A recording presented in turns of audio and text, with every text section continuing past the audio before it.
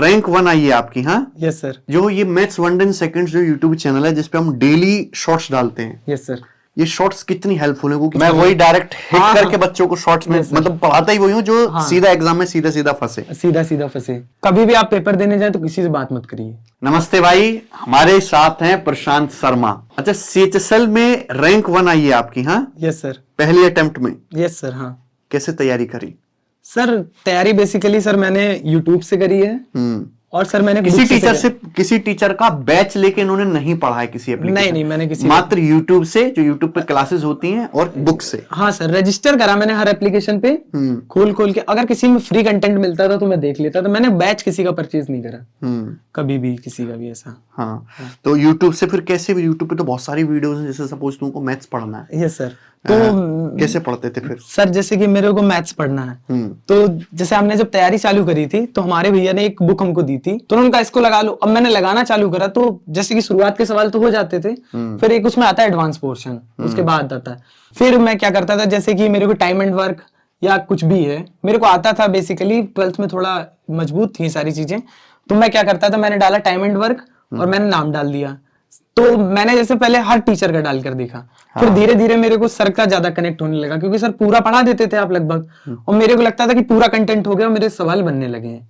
तो ऐसे कनेक्शन मेरा बैठ गया, तो मैंने फिर हर चीज में डालने लगा कि ज्योमेट्री बाय गगन सर और ये सर। और फिर जब कभी कदार मेरे दोस्त ने बैच लिया था सर का, तो मैं लाइब्रेरी ज्वाइन करी थी मैंने रात के टाइम, तो मैंने ज्योमेट्री उससे भी थोड़ी बहुत पढ़ी थी, लेकिन मैंने खुद नहीं खरीदा सर मैथ्स के लिए। और अच्छा एक बार बताओ। Yes sir. जो ये मैथ्स 110 सेकंड्स जो यूट्यूब चैनल है जिसपे हम डेली शॉर्ट्स डालते हैं, यस सर, ये शॉर्ट्स कितनी हेल्पफुल है? क्योंकि आपने लगभग ये सारी शॉर्ट्स देखी। Yes sir. हाँ सारी देखी सर। ये जो हेल्पफुल सर, मैं कहूँ कि लगभग प्री तो पूरा क्वालिफाई आपका करा देंगी।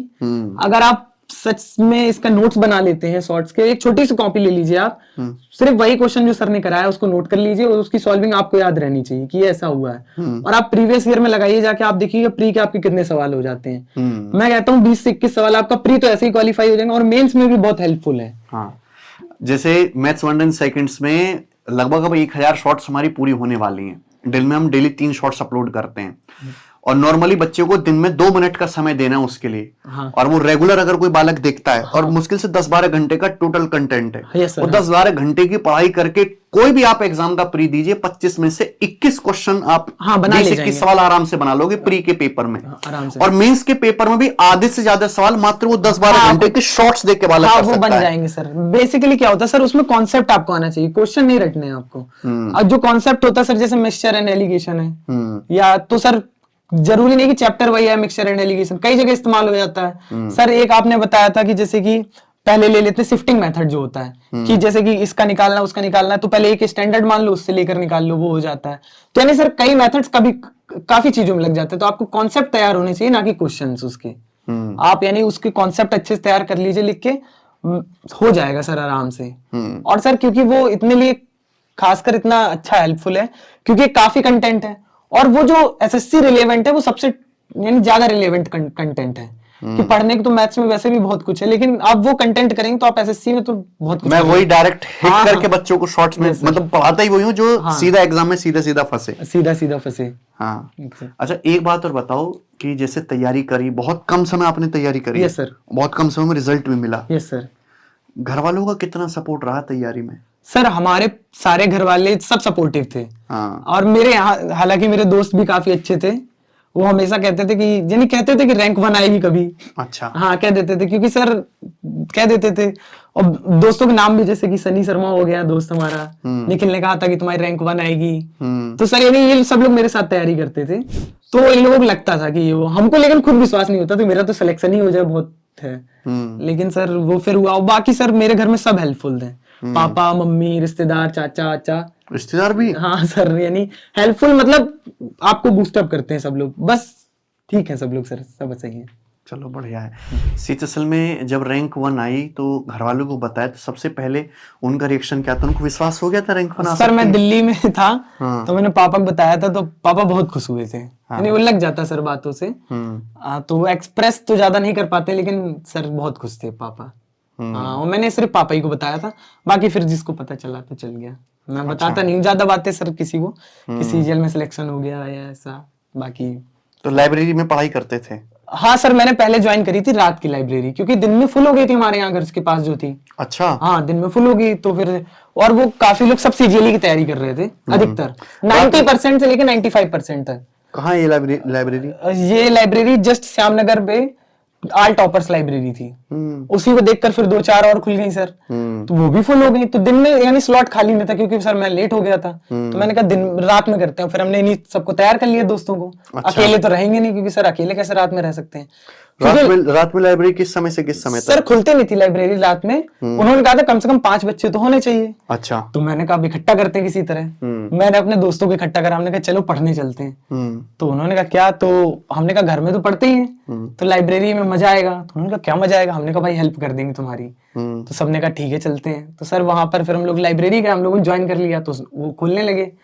फिर सर क्या करते थे, रात में लाइब्रेरी से मैं ज्वाइन करता था। सर्दियों का ही टाइम था, मैंने जैसे सर रात को चले जाते थे घर पे से, खाना पीना खा के 9 बजे मैं पहुंच जाता था लाइब्रेरी, फिर 6 बजे मैं घर जाता था। ये था सर। अच्छा। हाँ सर। तो रात को 9 घंटे लाइब्रेरी में रहते थे? हाँ सर। फिर दिन में सोते थे घर पे आके? हाँ सर, फिर क्या होता था, मैं 6 बजे आया, फिर मैं सो जाता था, 10-11 बजे उठा, फिर नहा लेते थे, फिर रिवाइज कर लेते थे, फिर बीच में नींद ले लेते थे। लेकिन सर दिन भी सर बहुत एक्टिव रहता था। दिन में एक्टिव रहता हाँ था? सर हाँ, ऐसा नहीं कि लेटे हैं तो सो गए। सिर्फ 5 बजे या 6 बजे आ जाते थे, 5 से 11, और ये 6-7 घंटे यहाँ पे आराम से सोते थे। फिर नहा लिया, खाना पीना खाया सर, फिर थोड़ा बहुत रिवाइज करा, खेला, एक्टिविटी या जो कुछ। लेकिन बेसिकली टाइम यही डिवाइड था सर। और फिर मैं कोचिंग भी पढ़ाता था सर। अच्छा, ट्यूशन पढ़ाते थे? हाँ सर, कुछ था सर, घर की वजह से मैं पढ़ाता था, ट्यूशन सब मैंने करा। चलो बढ़िया बात है। लाइब्रेरी में जो आपके साथ 4-5 दोस्त जाते थे, उनका कहीं सिलेक्शन हुआ? सर किसी का नहीं हुआ अभी तो। आपका ही हुआ? हाँ सर। तो सिलेक्शन जब आपका हो गया तो उन्होंने आपसे कहा भाई तेरा सिलेक्शन हो गया कुछ? सर क्योंकि तैयारी तो सबने ही उतनी करी, लगभग 6-7 महीने 8 महीने इतनी तैयारी हम लोगों की। मेहनत भी सब लगभग बराबर करी थी? हाँ लगभग, हमें तो लगता है हमसे ज्यादा वो लोग मेहनत करते थे। अच्छा। हाँ, क्योंकि सर क्या होता था, जैसे मेरे को टाइम लगता था तो मैं कभी गया तो चाय पीने चला गया, मैं तो रात में लाइब्रेरी से निकल के हम चाय पीने चले गए। तो ये लोग भी साथ देते थे, लेकिन ये लोग मना करते थे कि चाय पीने नहीं चलना, लेकिन हम थे कि चलो चाय पीने चलते हैं। तो इन लोगों ने मेहनत करी है, लेकिन इन लोगों का मेरे को लगता है शायद बेस कमजोर था सर। मेरा 12th का जो बेस था और वो था सर काफी अच्छा था, तो इसलिए सर हमने कोप अप बहुत अच्छे से कर लिया आराम से, यानी चीजें समझ में आ जाती हैं सर। हाँ बिल्कुल सही बात भाई ने बोली। ज्ञान देना, कर लेंगे, उड़ा देंगे, फोड़ देंगे, सब अलग बात है। सीधी सी बात यह है, जिसकी 9th 10th 11th 12th का बेस अच्छा है, इन 4 साल अच्छे से पढ़ाई की है, उसकी नौकरी लगने के चांस ज्यादा है, चाहे वो कम पढ़े, ज्यादा पढ़े या बिल्कुल ना पढ़े। और जो नौकरी लगने के बाद अपने आप को 20 घंटे चाहे घिस रहा है, वह 20 घंटे पढ़ रहा है, रोज पढ़ रहा है, डेली अपने आप को पढ़ाई करते चला जा रहा है, लेकिन जीवन के वो 4 साल जो कीमती थे ना, 9th 10th 11th 12th वाले, जिसने उसमें केवल मौज काटी है, उसकी नौकरी लगने के चांस फिर भी अब भी 20 घंटे पढ़ाई करने के बावजूद भी लगभग ना के बराबर ही है, क्योंकि सिलेक्शन लगभग ना के बराबर लोगों का ही होता है।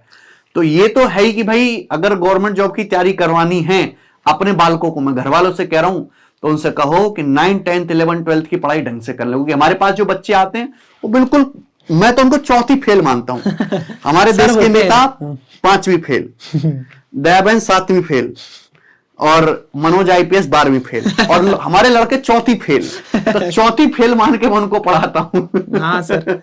सर तब वो सीख पाएंगे। सर जैसे प्रॉफिट लॉस है, परसेंटेज है, ये तो बेसिक चैप्टर है, आपको आने चाहिए इसके, यानी नॉर्मल क्वेश्चन तो आने चाहिए। हम भी सर लड़के देखिए वो तैयारी कर रहे हैं, वो बेसिक क्वेश्चन सर ने भी बता दिए। क्वेश्चन की बात छोड़ो, 100 बच्चे अगर पढ़ने आ रहे हैं, 100 में से अगर 50 बालक हैं, हम उनको सिखाएंगे ना परसेंटेज में पर और सेंट अलग है। पर का मतलब 1 होता है, सेंट का मतलब 100 होता है। प्रतिशत मतलब 100 में से 1 हिस्सा, 1/100। ये बात मैं उनसे कहूंगा तो they want basic. Sir basic से बताओ। इसमें क्या बेसिक?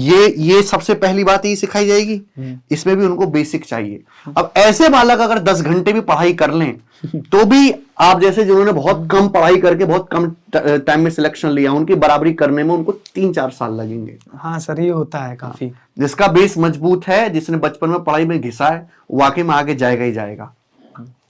और बताओ भाई, ऐसी कौन सी 3-4 बातें हैं जो बच्चों के साथ शेयर करना चाहोगे, जो CGL की तैयारी कर रहे हैं, जो फ्रेश नए लड़के हैं? कभी भी आप पेपर देने जाए तो किसी से बात मत करिए। अच्छा।